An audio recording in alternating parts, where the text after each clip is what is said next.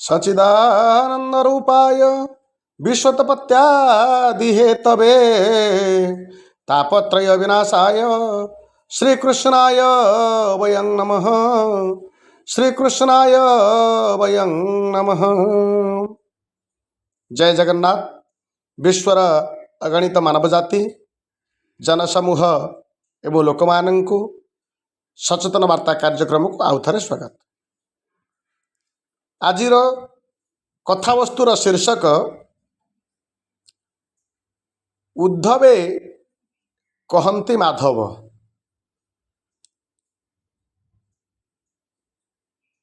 जीवर गति अनुभव। तेबे आपण माने कौन अनुभव कले? एबे आसंतु विस्तृत कथा को। पंचसखा मानक मध्यरु अन्यतम जगन्नाथ दास। जगन्नाथ दासंकर लिखित ओडिया भागवत जोथिरे कृष्ण उद्धव संवाद रे कृष्ण उद्धव को बुझौछंती, हे उद्धव जीवर गति अनुभव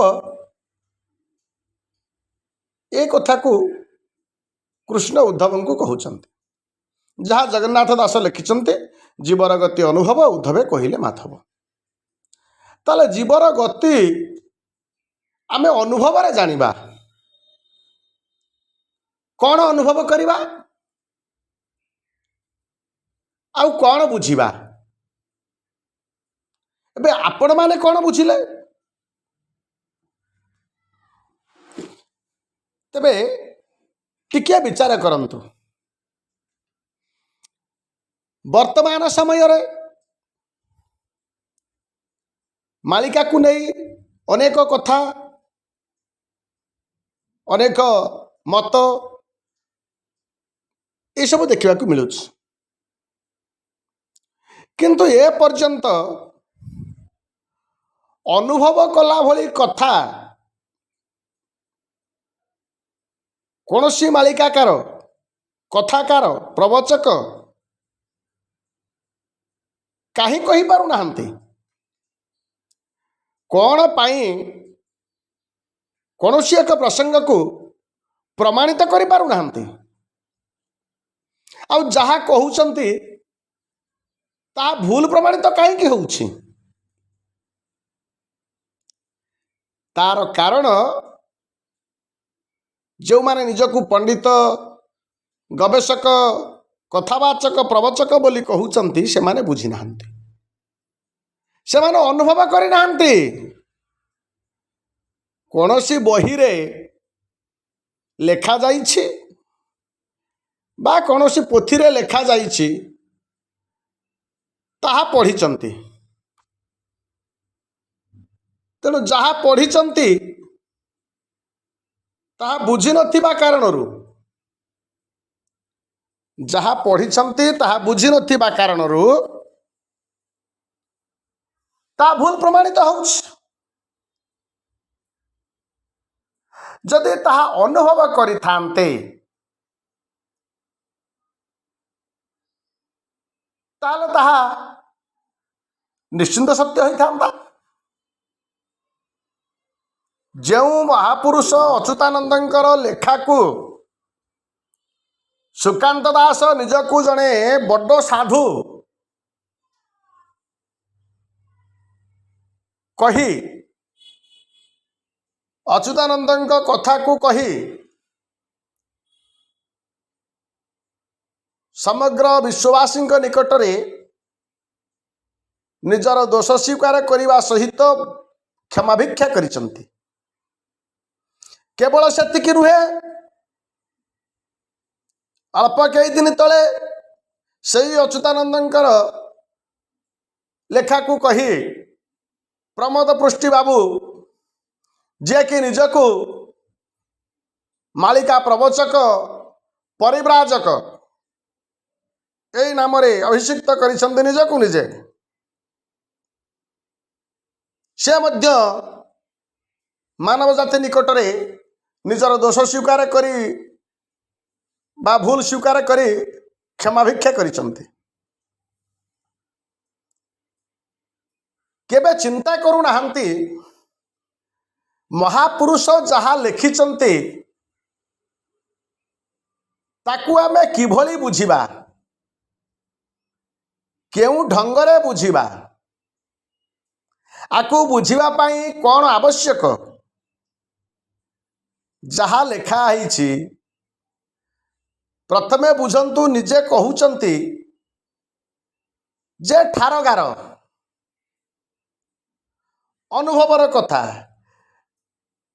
अरे तुमे जेतेबेले अनुभवर कथा कहउच निजे किसी अनुभव करि पारुन।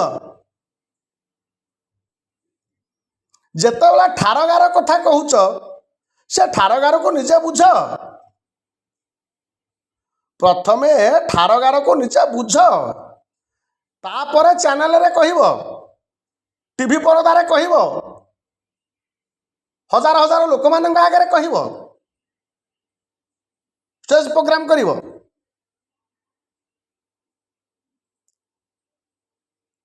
निजे जहा न बुझिच, निजे जहा न बुझिच ताहा कहउच। समाज रे कलंकित निंदित होउच, अपमानित होउच। जगन्नाथ दास ओडिया भागवत रे सुंदर कथा पदे लिखिचंती। आपण हस्ते झुआ छथि के तार अछि प्रतिवादी, तेणु निज गलारे निजे कुराड़ी पकाउछ। तुमे निजे गाउच, अनुभवे ज्ञान प्रकाश हुई अनुभव कर मूल। तेणु तुमे प्रथम अनुभव करुन जहा लेखा जाइछि ताहा केउ अर्थ रे, ताहा कौन पाई, केउ काल पाई, प्रथम ताको बुझ। तेणु निजर अनुभव ज्ञान नाही, निजर भाषा ज्ञान नाही, साहित्य ज्ञान नाही, कौटु खंडे बही पढ़ीदेल, कौटु खंडे पोथी पढ़ीदेल, ताकू गाईदेल। ये सबू करके लाभ कौन पाउच?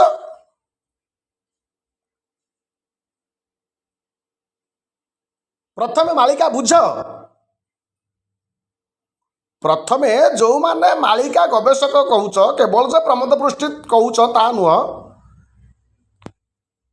काशीनाथ मिश्र बाबू कहउचंते मालिका।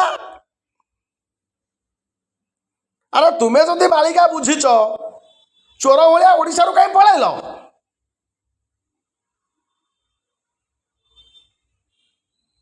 तुमे जदि मालिका को एते बुझिच, कुआडे तुमे मालिका को केतोटी भाषा रे रूपांतरित करिच, निजको भाबुच गोटे बड़ पंडित, साला सम्मुखीन कहीं होउन? विश्व दरबार ताहा प्रतिपादित कहीं करुन?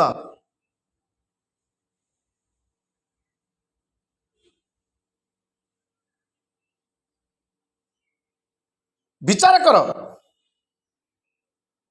विचार करी कुह, तुमे जहा कहूच ताहा ठीक कहूच? तुमे जहा कहूच कौन ताहा अनुभव करिच? तुमे जहा कहूच से भाषा को तुमे बुझी पारिच? से छंदयुक्त कथा को तुमे बुझीच? शब्द रे जो संधि अच्छी, अक्षर रे जो संधि अच्छी, मात्रा रे जो संधि अच्छी, जहाँ ठार आउ गार रे लेखा है ताकू बुझीच? दिवाकर बाबू, दिवाकर बाबू प्रतिष्ठित चैनल माध्यम रे, प्रमोद पृष्टि बाबू प्रतिष्ठित चैनल माध्यम रे मालिका कथा कहूच।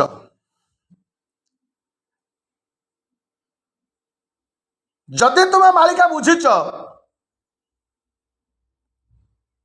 तुम्हें जदि मालिका जानिछ ज्ञानी गुणी व्यक्ति मानू जो मानकर साहित्य ज्ञान अच्छी भाषा ज्ञान अच्छी संस्कृत ज्ञान अच्छी अनुभव ज्ञान अच्छी सेमानंका उपस्थिति रे तुम्हें जहाँ पढ़ीच तुम्हें जहाँ शुणीच ताकू प्रतिपादित कर ताकू समीक्षा कर आलोचना कर जहाँ सारांश मिलूची ताहा चैनल आगे प्रकाश कर अगणित विश्ववासी शुणु सचेतन हुअन्तु जानन्तु महापुरुष मानकर लेखा को तुम मानक केते जण लोक भूल बोली कहले अरे तुम्हें तो केवल 2 पैसा रोजगार करने स्टेज प्रोग्राम करने चैनल रे कहले किसी पैसा पाइबा ये सब काम करुच आ द्वारा महापुरुष माने कौन होउछन्ति जानि पारुछ महापुरुष मानकर जे निंदा होउछि ए कथा तुम्हें बुझी पारुछ तेणु निजको परिवर्तन कर जदि पारुछ सठिक तथ्य प्रदान कर ता पूर्व बुझा चेष्टा कर अनुभव कर तापर चैनल रे कुह कि कौन स्टेज प्रोग्राम रे कुह आज सचेतन वार्ता को एठी विश्राम दउछि आशा करुछि निश्चिंत सुधरिबा पई चेष्टा करिवे। जय जगन्नाथ।